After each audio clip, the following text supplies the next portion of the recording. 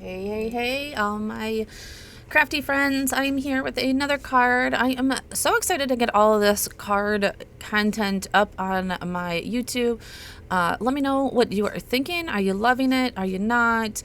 I know that I'm shifting between card making and scrapbooking, but I think the two really go together a lot. There's a lot of similarities. And I love card making because when I don't want to, you know that I'm a digital scrapbooker. So when I don't want to like plan a whole story out on out on Photoshop or whatever, I can just come and create and get a card done within like an hour and have something created. So I love that about card making.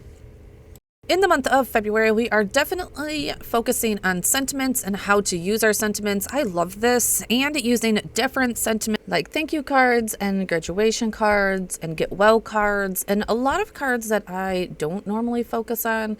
I am a sucker for Christmas cards pretty much, and birthday cards for the most part.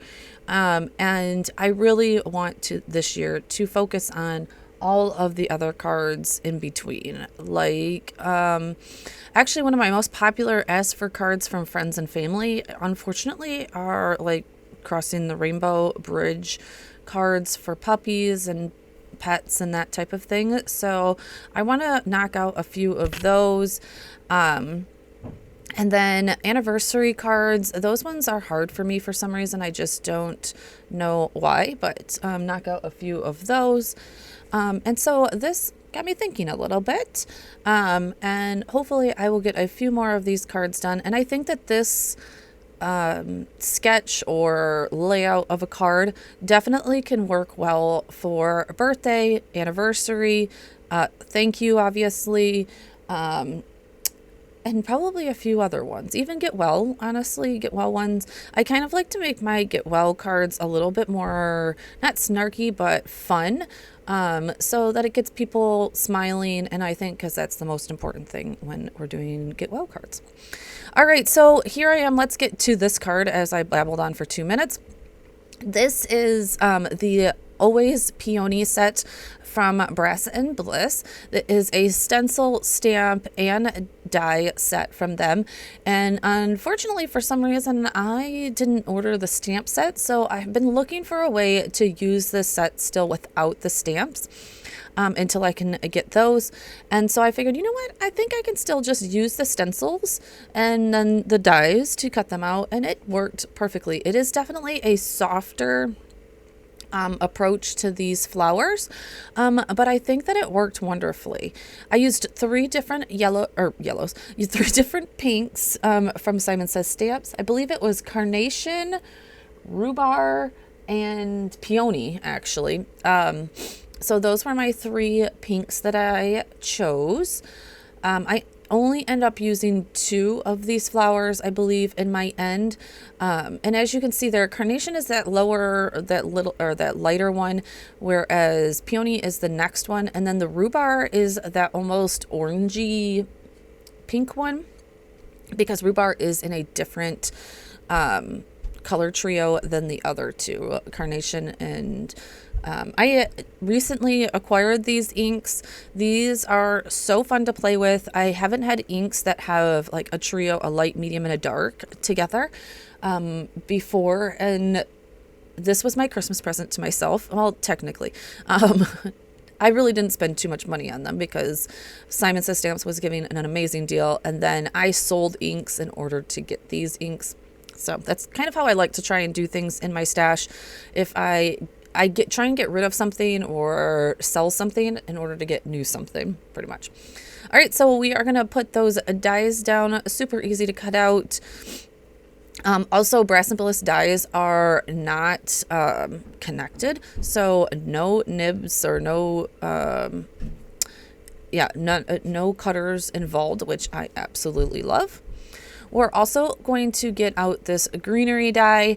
Love this one because it's all connected. I've probably used this one several times in a lot of different cards, and loving this greenery. I think it's greenery number 2, I believe. I will have everything linked in the description below, of course. so that you can find everything. I did it to just some regular green cardstock. For the most part, I do like using colored cardstock and then adding ink for shadows and that type of thing. Lots of little pieces, as you can see in this one. But I was like, you know what, we're just going to leave it there. I grabbed my medium green of artichoke from Simon Says Stamp, and look, I'm just roughly putting in some shadows. Obviously this is sped up quite a bit, but I am doing it quite lightly so that I'm not trying to bend those pretty sensitive or little die cuts pretty much. And you see I'm just pretty much going right up the middle. I'm leaving the tips, but going straight up the middle with that ink. I did end up pulling it out and putting it on some plastic. It just worked a little bit better. Right, I also did it to these little leaves, even though I don't believe I ended up using these little leaves, but I always just die cut them, and if I don't use them, I throw them back into the sleeve, and they're there for the next time, and maybe it will take a few minutes off of the next time that I am crafting.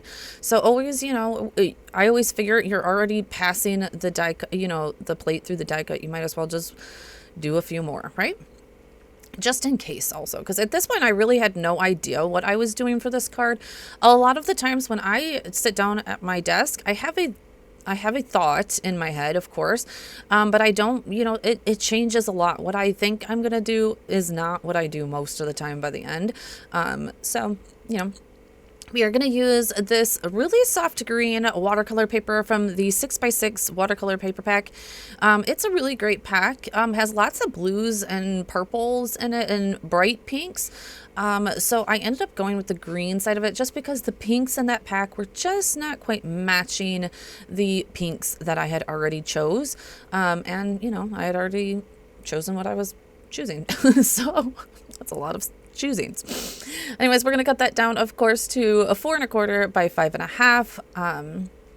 And then we are going to pull out the dash and dot line, or dash and dot, hold on, dash and dot oval nesting dies out of this. Love these for frames. I've definitely been getting into the frame dies here lately. And the nesting dies pretty much. And this one is a great one. They've come out with a whole line of like squares, I believe. Let's see, squares, ovals, and circles, I believe. So check those out. So now I'm just putting this together because I'm not exactly sure. I'm not sure if I want this to be the bigger one or the smaller one.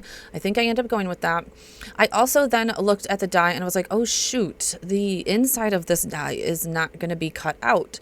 So, I think that's what I have to think about a lot of times when I am doing these frames. Here I am. I'm like, oh wait, that's not going to cut out the middle. So I just went back and got I noticed that these nesting dies were extremely nested, which I loved. And so I just went and got the next smaller one, put it on the inside, and you have yourself a frame. So love that for these. So they are a built-in frame and nesting die set. And I have been noticing that for a lot of my Brass and Bliss dies, is that they do this, you know, frame / nesting die. So you don't have to cut out the middle, but the next die down will cut out a frame for you. So I have that other piece. I can just do the next thing with the next size. So the only bad thing about that is I didn't have the inside piece because obviously that next one cut the dashes too. So, and I don't have the oval regular nesting dies from Brass and Bliss, and I figured that their oval was probably the same. I wasn't finding an oval in my stash that was exactly the same, but I got this one and it was pretty, it was almost there. There was just a little bit. So I decided, you know what, we're just going to move it over to compensate for that little bit of space that was going to be left over. And I put it on the right-hand side of it, or I lined it up. I lined it up so that the right-hand side would be lined up properly. And the left-hand side, where I'm going to put the flowers and all the stuff to cover it anyways, was not the part that was lined up. And there's like a little bit of a gap over there, but it's okay because I'm going to cover all of that up anyways. So make do. You know, I think we think that we need everything to make cards, and I feel like a lot of the times I just try and improvise. So I did glue that right side down there pretty well. You'll see me go back, but I wanted to leave that left-hand side open a little bit much because I wanted to intertwine the frame and the greenery, so that we could, you know, weave that greenery in there and just make the whole card really work in itself pretty much. So, all right, so now we're gluing the greenery down now that I have that down exactly where I would like. I really just thought that I needed the white in the back. And then honestly, I actually made a mistake there. I glued down the white backing and I really wanted to use this French script background stamp to go in behind there. So I wanted one more piece of interest back there. See right here, I'm like, oh shoot. So I'm going to try and pull things up. And I'm like, no, it's just not going to go good if I pull things up. I'm going to have to redo all of this. So I'm like, forget it. It is what it is. I was kind of sad about that because I really thought that the white needed a little something. But I think that once I got done with the card and used the thank you die cut, that honestly, it covered up enough of it to where it was okay. This is where I am. I'm like, do I really want to pull all this apart and redo all of this? And I say, no, not going to do it. At first I was going to do a get well card, but the get well sentiment was a bit too big for this area. So I was like, okay, we're going to just go on to the thank you. All right, so now we're pretty much just in the, you know, arrange everything mode.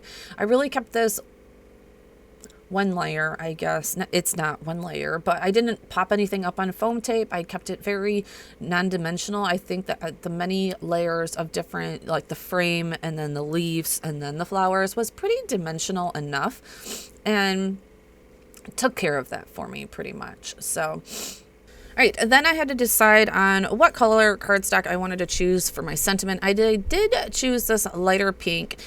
You're going to see at times I thought that it needed a little bit of a shadow. I didn't really want to use the shadow die per se.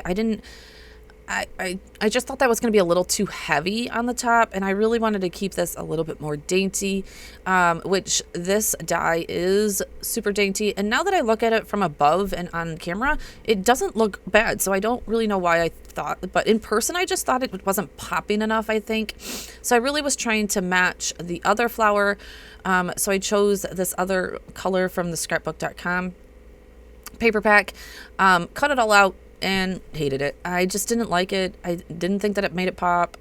You know, you can do things and scrap them. So please feel free to do things because sometimes you just don't know. Sometimes you're like, we need to, you know, I do need to do this. And you know, it just didn't work. So there I am dropping that die, trying to get that out and it still didn't come out. So to the needle it was. So you're going to see me. And I did leave this in here because I just love to let people know that it just, every idea that you have is just not always going to work out, and it's okay. Work a little bit quickly so that you can pull it off.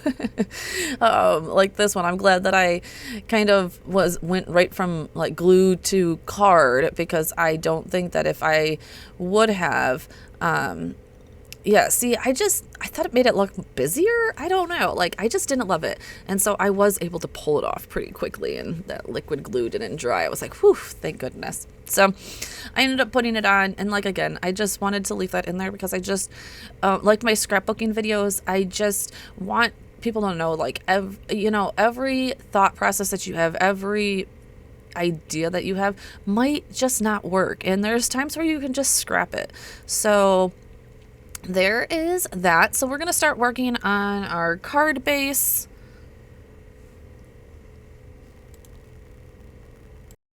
Oh, first, I did forget. I felt like it did need a little bit of something, and, you know, rhinestones are always perfect. So a couple 6 rhinestones, 3 and 3 worked perfectly. Just to add a little bit of glam to this. I did do silver. I don't know why. I felt like silver. Well, first of all, I don't even know if I have gold ones.